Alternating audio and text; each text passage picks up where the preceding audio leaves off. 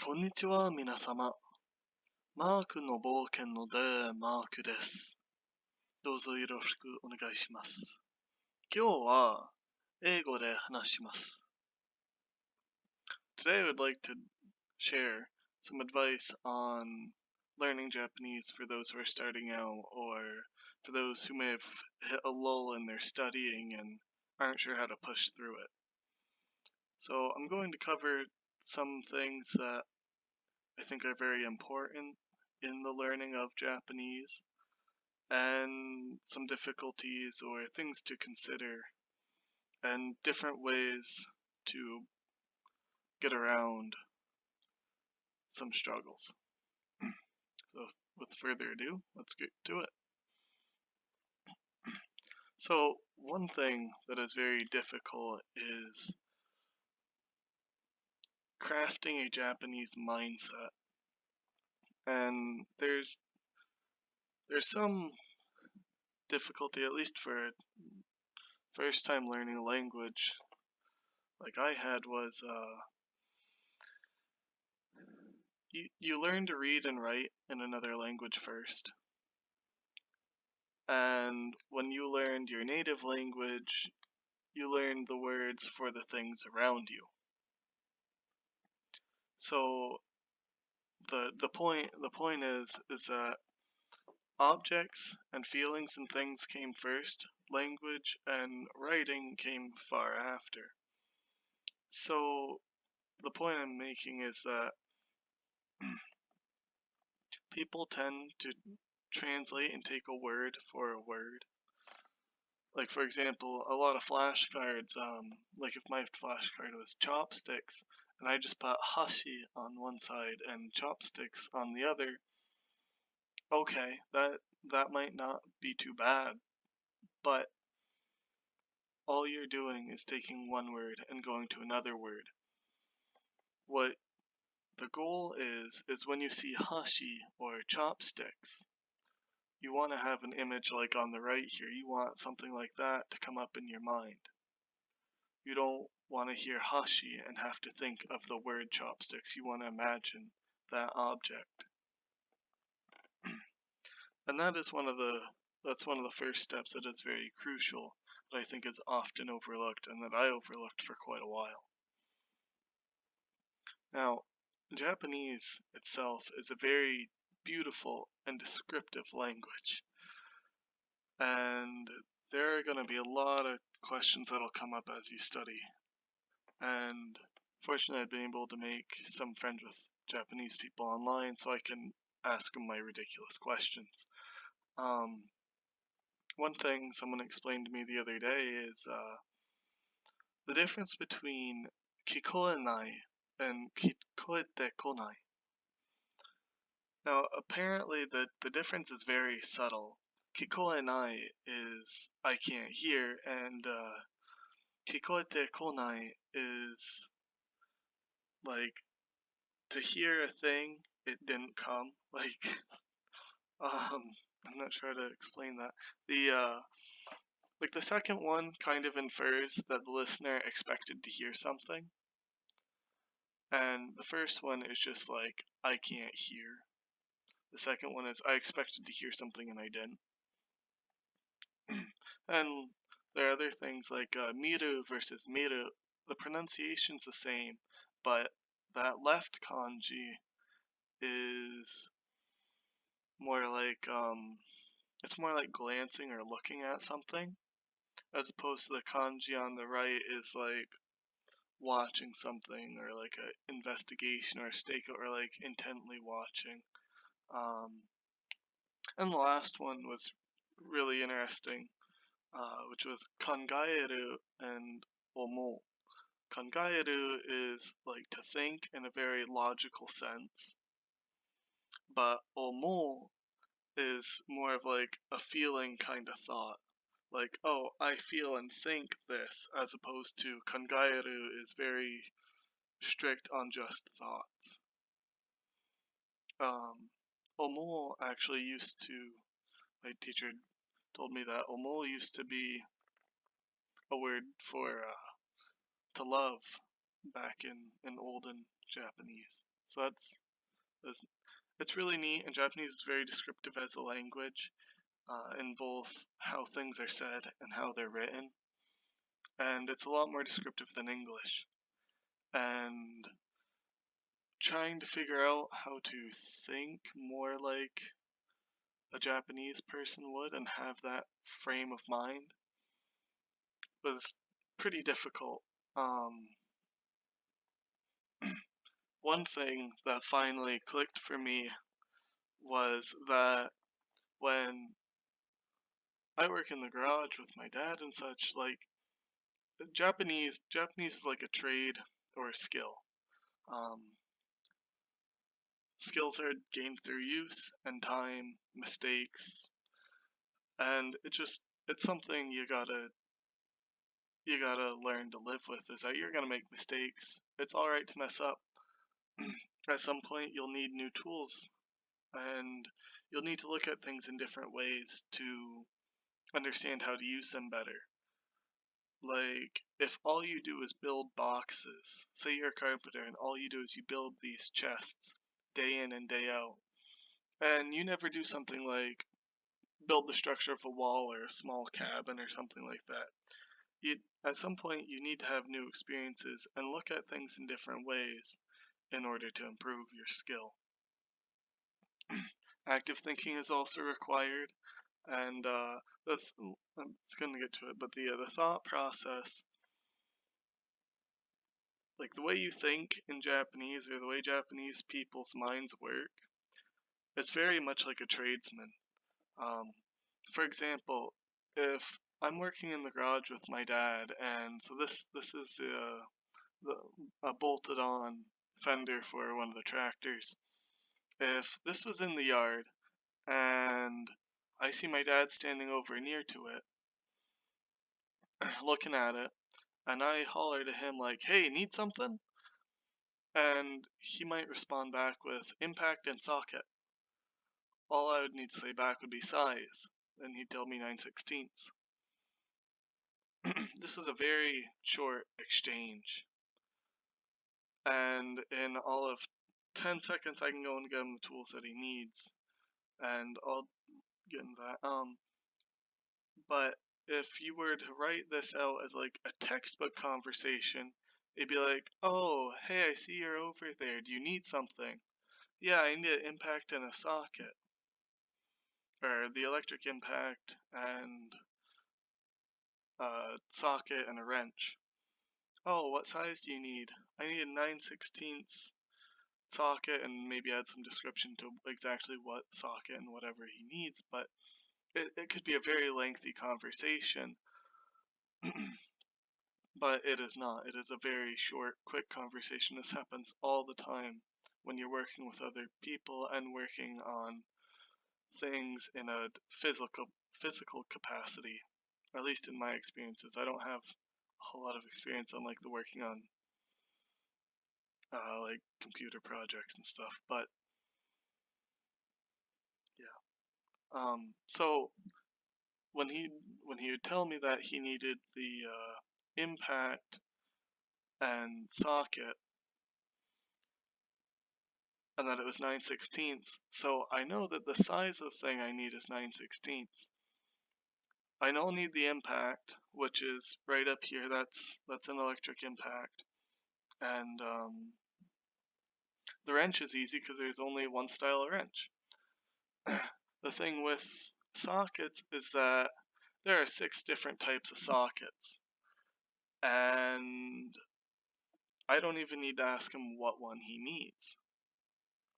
On the left, you have 4 sockets of 3/8 drive, or 3/8 inch. The drive is this piece here, the piece that goes into the end of the socket. That's called a drive. And there are 3 different sizes. You got 1/4 inch drive, 3/8, and half. So I guess technically there could be 12 socket options here. You could have another set of 4 sockets under a 1/4 inch drive.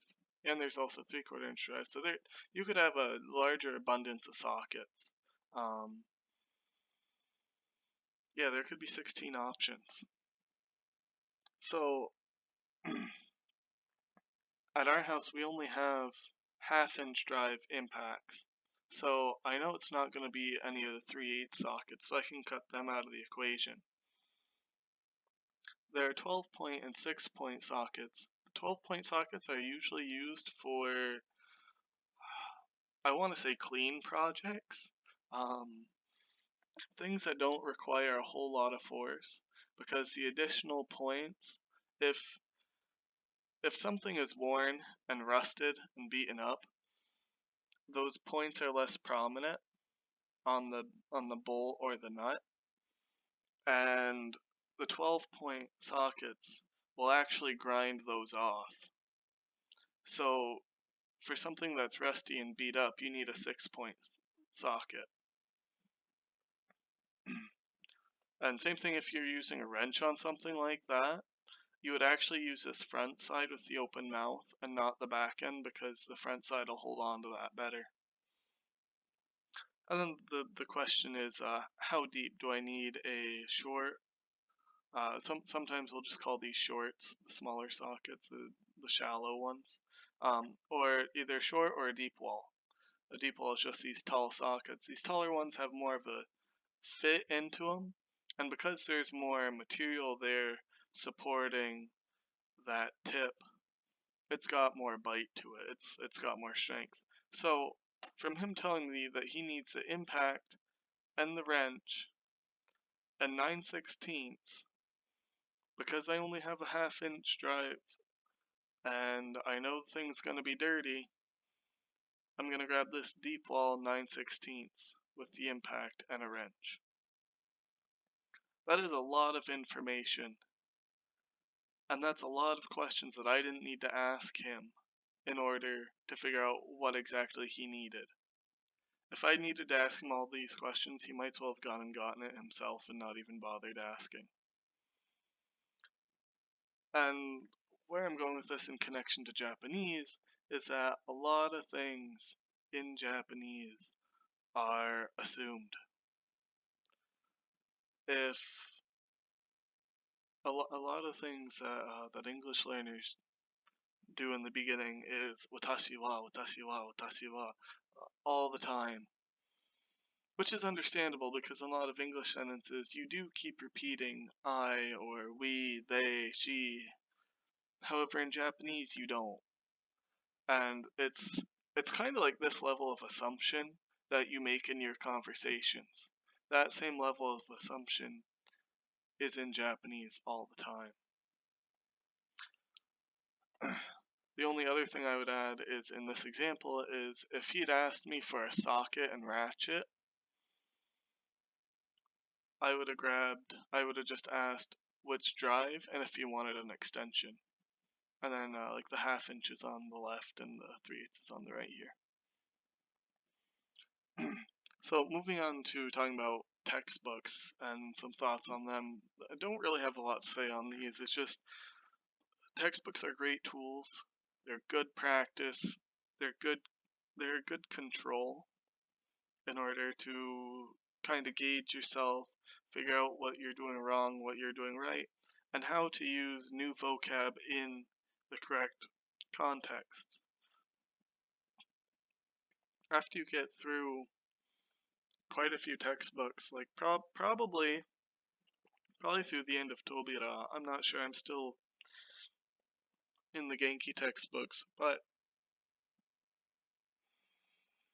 probably you'll have a pretty good feel of it by the time you're done Tobira. Kanji is very difficult, and pictographs help. And there's a bunch of kanji books.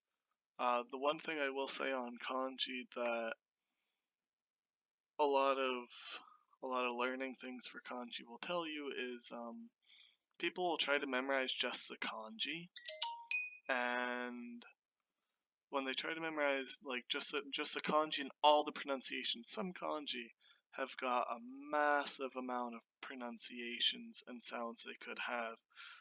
Some of these you can guess, and I think a lot of that comes with time, but I think it's kind of a waste of time to, if you're going to learn the kanji, learn it with vocab, is kind of what I'm saying. If you learn it with the vocab, you'll learn the feel of the kanji.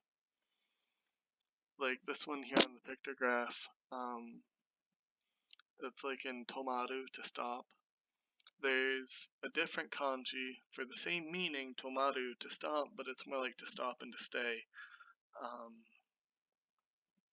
And like otaru ni itsukakan tomatta. Like I stayed at a hotel for 5 days. There are things like that. So there are kanji with the same meanings and same pronunciations, but the feeling to them is very different. So I think it's important to focus on the feelings that the kanji have, less than trying to memorize like the English word for the meaning. Yeah. And so I also think that a natural exposure to Japanese, or this kind of a raw exposure, is very important as well, especially in combination with the textbooks and whatnot. Things like reading children's books, or really anything that will get you interested and increase your exposure levels to Japanese.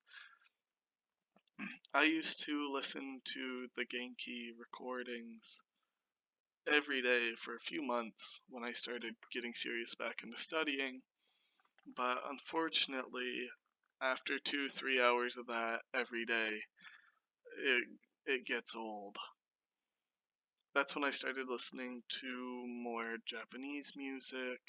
I found a couple of drama CDs that I listen to. There are podcasts. You can watch YouTube channels which will have Japanese subtitles. If you watch a Japanese movie with English subtitles and then turn them off. Or even there are like little short anime shows too that are designed for kids and things like that.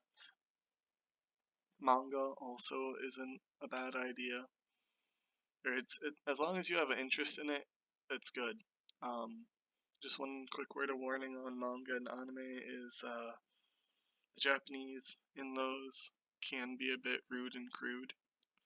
So just keep that in mind. And light novels is another thing I wanted to touch on, because they use a lot of kanji and words that are very common, so that way the books are easier to read. So that's also another good thing to keep in mind.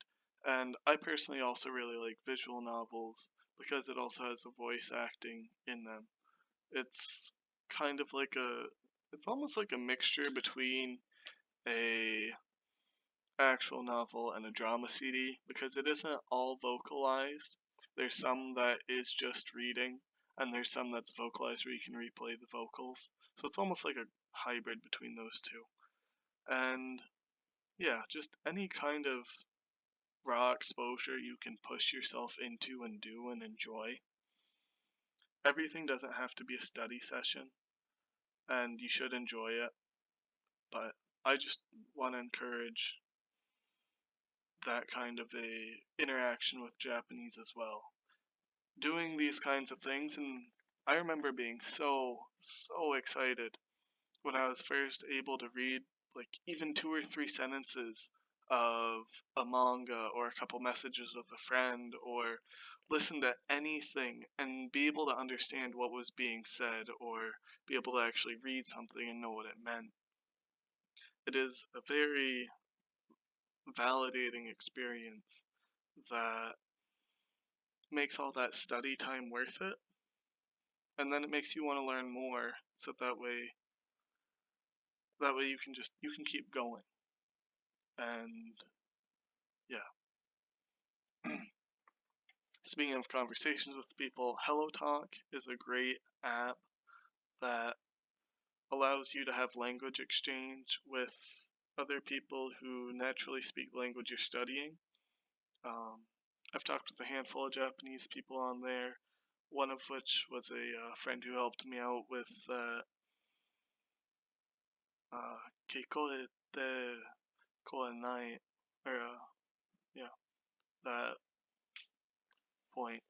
And the only thing I'd say on HelloTalk is that there's a translation function that's very similar to Google Translate, and I don't think it's worth using, or I think it is more harmful to you as a learner to use. What I started doing early on was, I think there's like a limited number of translations or something too, unless you bought their whatever, but yeah. Sometimes the translations on the thing didn't work, and I would just copy the other person's message and put it into Takoboto, which is a dictionary app, and I would use that in order to figure out what they said. And then Anki is a really good application for doing flashcards and stuff. It's got kind of a high wall for being able to make good flashcards. Like, there's a lot of learning involved, but it's very beneficial, and I'll actually make a set of flashcards with you and explain why I made them the way they are. Another thing I would highly recommend is changing at least your phone into Japanese. And there's no reason not to, because it is very easy to change it back if you ever need to, which I'll show you here. You just open up your settings, and you type in your search, Gengo.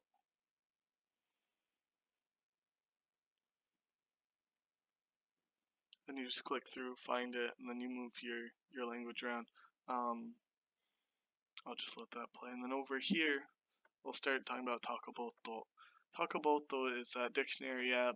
You can search in Romaji and katakana, hiragana, kana, and you can put in anything to find what you're looking for. And it'll also tell you the politeness level of something. You can add it to your favorites. You can make additional lists. There are some already pre-made lists. There's a kanji search function, and the verbs tell you, it'll show you how to write the kanji. It'll give you multiple definitions, and it even shows, for writing kanji, shows you where to start with your pen. It shows you the different forms or different conjugations, and there are also phrases that it'll show you. You can also export your list from Takoboto directly to AnkiDroid, which I then sync up with my computer. And I like to adjust my flashcards on the computer instead of on the app itself. But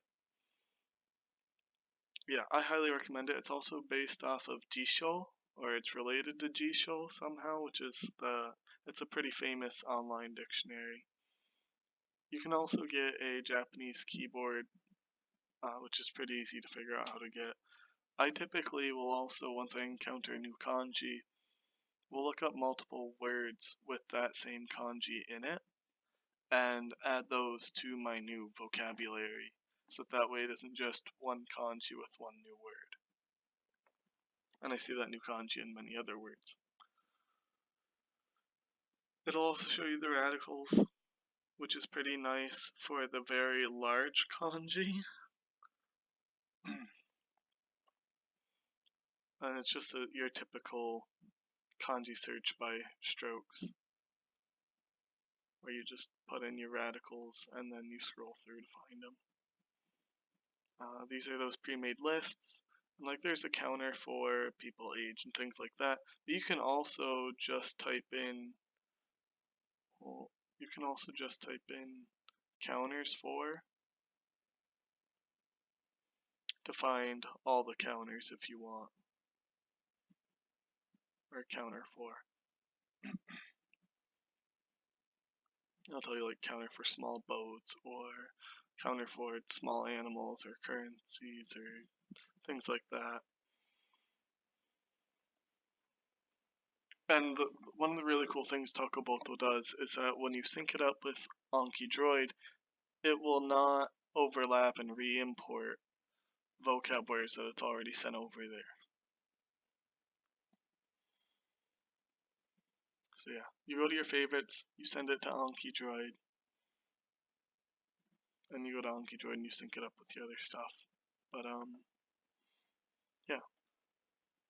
So some honorable mentions. Duolingo had a beta for Japanese last year.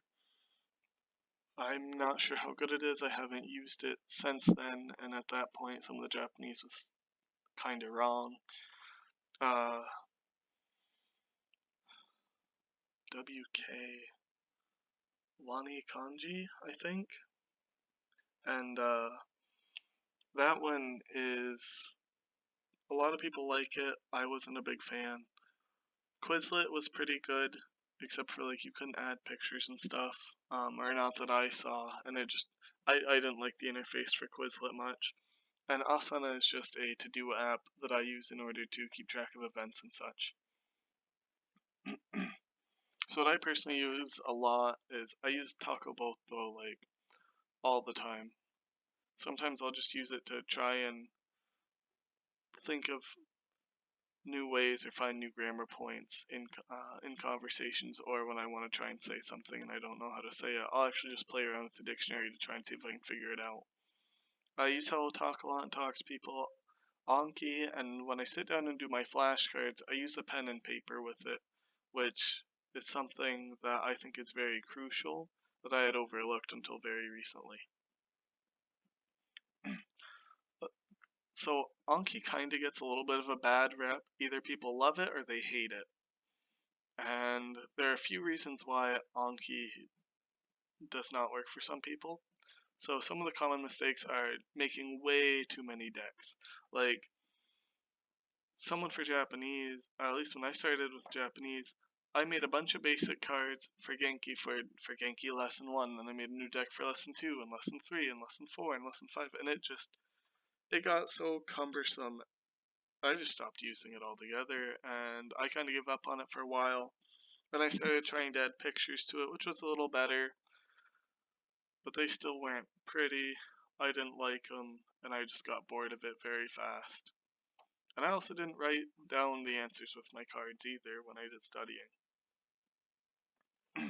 So, we're going to make an Anki deck, and so in Anki you have decks, and then when you add a card, you have different note types. I've made 6 types of notes, and each note type has a set of fields. The fields are the information on the card, and then those note types have a set of cards that are made when you create that card. I think there's 5 or 6 iterations of one card for like one of the note types, which just moves around the information. And then I also made some cloze notes, or the fill in the blank cards, so that way you can quiz yourself on grammar points and in context words.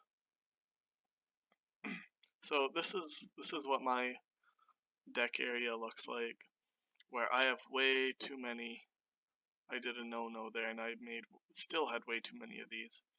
The 2 I will keep and have on here once I'm all done redoing my cards is, I'll have this Nihongo deck, which I will put all of my Japanese cards in that I ever learn and want to study, and some history and whatever else, whatever other culture notes I want to know. Like if I want to know what time the Edo period started and ended, I'd put in like Edo Jidai, and then whatever years.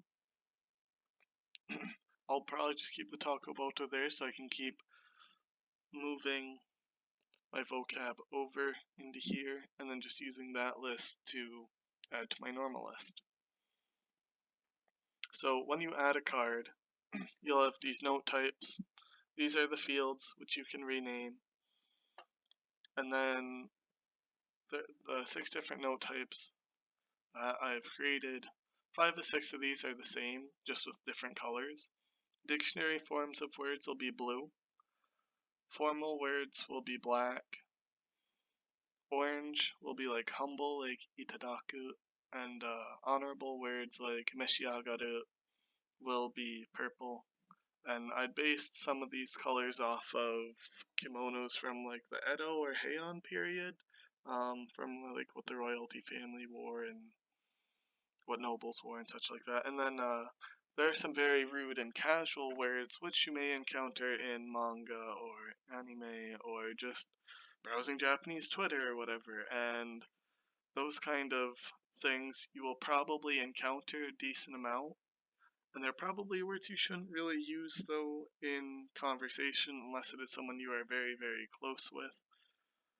Nonetheless, since it's something you're going to encounter, or at least it's something I feel like I'm going to encounter, I'm going to include them as a type.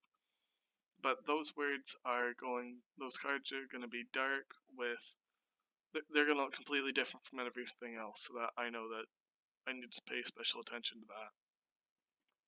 And then the Cloze Note type ones are just to fill in the blanks where you have to type in the answer. And there's also a hint function on there so that you can give yourself a hint if you don't remember. So these fields up here are just, this is kanji, tango, which is just the kanji vocab word, hatsuon, which is just a pronunciation, shashin imi, picture meaning, eigo imi, now English meaning, but if you can, it would be ideal to write that meaning in Japanese instead of English. Like oyu, which is hot water, instead of writing hot water in the English meaning field, I would write atsui mizu. So that way, my mind isn't jumping from oyu back to find, like, think of hot water and also think of the English word. So, yeah, just the more Japanese you can put on there, the better. And I also like to include the part of speech, which you could write in English or Japanese. I prefer to write them in Japanese, especially like for verbs, you have transitive and intransitive verbs. Verb is doshi, and transitive verb is ta doshi. And then transitive verb is like something that you're doing on purpose. Intransitive verb is something that has happened without the speaker's intent or will, or like not really on it happened without them trying to make that happen. And those verbs are called jidoshi. And that same ji at the beginning of jidoshi is like in Jidou Hanbaiki and Jibun and Jidou Hanbaiki is like vending machine, like automated vending machine. So that verb kind of takes care of itself, which for me actually means a whole lot more than intransitive verb. But you do whatever you want. So thank you very much for watching so far. Next, I'll just add in the Anki demonstration and you'll be set to go. Thank you. Alrighty, let's give this a go then. So, we're gonna go into Anki here and yours won't look like this mess. And so, pulled up Anki and here's our adding for cards. And then here are the files that I've downloaded for pictures for this. So, basically you just go here, you click on your deck, you click add, and then here we'll just start adding our cards. These ones will be dictionary form. And so we'll use like taberu, English is just to eat. And this is a tadoshi, which is that transitive verb. So we'll use Shinobu, have a little snack here. This will make 6 or 7 iterations of the same card, just moving the information all over the place here. And we'll do a preview of all these so you can see the colors and the different versions before we're done. So that's the first card. And then we'll do formal. Now, other things that would be like more, I understand like tabemasu would be like the teneigo form of taberu because it's a conjugation. I personally am not going to study that differentiation.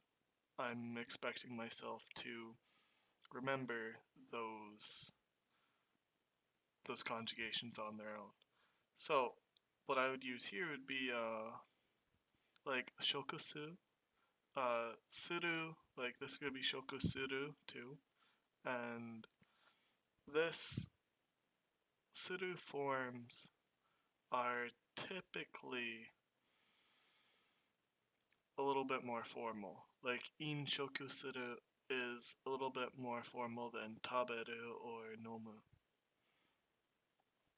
So also things like soshite. Soshite is a little bit more formal than soreto. So soreto I would put in the dictionary form, and soshite I would put in this one. So shokusu. And then for the picture, this guy looked like he was having a good time with what he was eating. And this is to eat. This one is also a tadoshi. Humble form of to eat, you already know. Itadaku. Now, interesting thing about this one is, skoshi. Wait, chigou. Wait.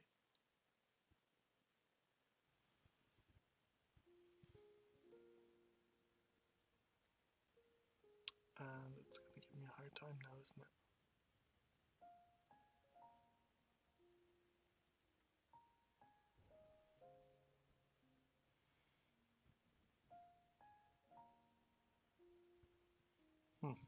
I don't know why that one decided it didn't want to take it.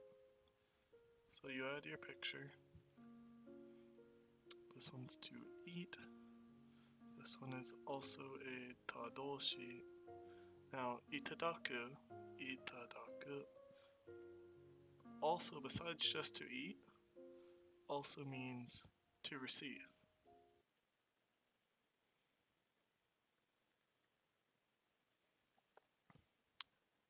And this is a humble form. You just make sure the note's right.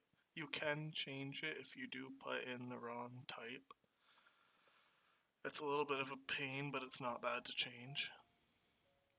So we'll add, and then meshi agaru. I like this one. I think it's funny because it almost sounds like a pun. If you said like meshi o agaru, I don't know. It sounds funny. And this one is to eat as well. And this is a tadoshi. Now this one is a sonkeigo. This is a sonkeigo. So if I mess up and I put it in as a humble, which I'll do here, so that way I can show you how to fix it. So I'll put that one in round. And then last we have the rude terms, which I'm going to study so that I know what they are when I see them in writing and such. But I doubt I'll ever get a chance to use them. But it'll be in it. I think it's good practice. And these cards will be very differently colored. So we'll add this one, and then our last two types, our last two cards that we're going to make here will be cloze types, or the fill-in or type in the blanks. So let's see, let's do something fun. It's summer, right? So ice cream o taberu. My goodness, if I can type. So the answer, the word that I'm going to quiz myself on is taberu. You can either hit Control Shift and C, or you can press this little thing up here. So taberu, tadoshi. And my hint for this one is going to be Sora and Roxas having some ice cream, because when I hear ice cream o taberu, I remember how on the bus with Matsumoto-san we stopped and we got this style of ice cream. So that's what I think of. And we'll add that one. Then our next type, or our next one, will be using a particle. And let's keep with the same theme. Now you could say aisukurimu o tabetai, but it isn't quite as natural as ga tabetai. So the part of this I want to test myself on is to make sure I remember that I should use ga. And there's obviously no pronunciation for that. The part of speech is a joshi. And my hint for this one will be matcha ice cream, or matcha ice cream, which is really good. So we'll add that. And that's it for the notes for the ones we're going to create. So we'll exit out of here. Now we'll click on here, exit down out of those. We'll hit browse. And so we'll open up this browse tab here. We'll find our deck, which is Nihongo right here. Remember that one that we put in wrong? The Meshiagaru. So now why they're wrong is because on the preview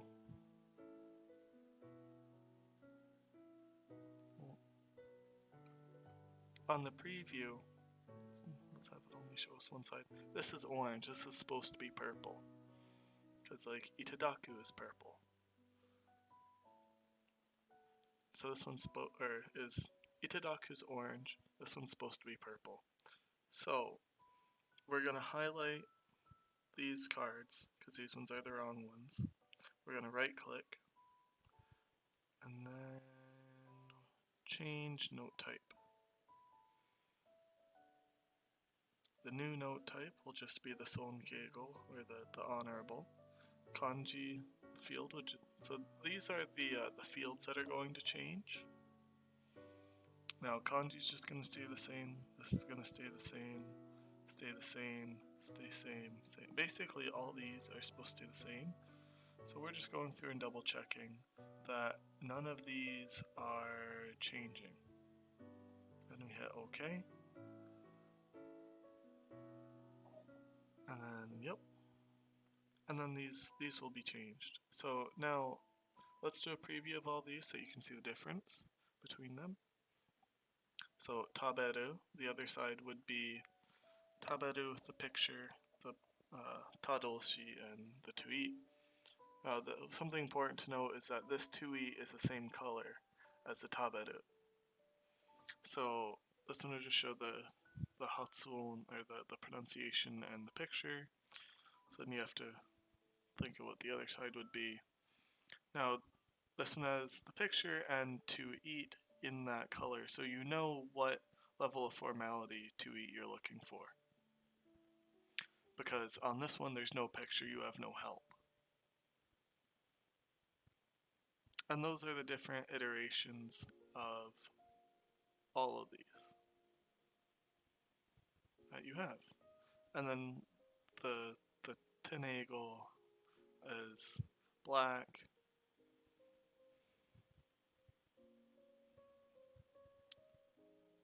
The humble is that orange color.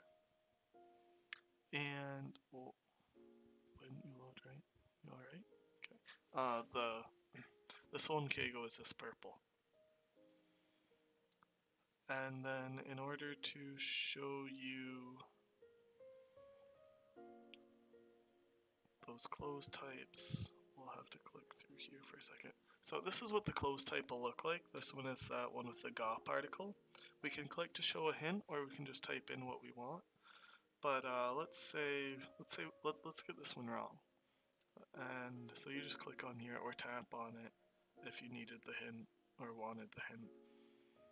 Then we hit show answer, and because it's wrong, it'll make what we put in red, and it'll show us the correct answer in green. So let's say we need to do that one again. And we don't need to go over these. Okay, so then this is the one with the tab edit. So let's get this one right. And let's not click to show the hint. So tab edit. And it'll still show us the picture. And then it'll show us that we were right by showing both of them in green. And that's pretty much all there is to it. I hope this was helpful. Thank you. Have a good one.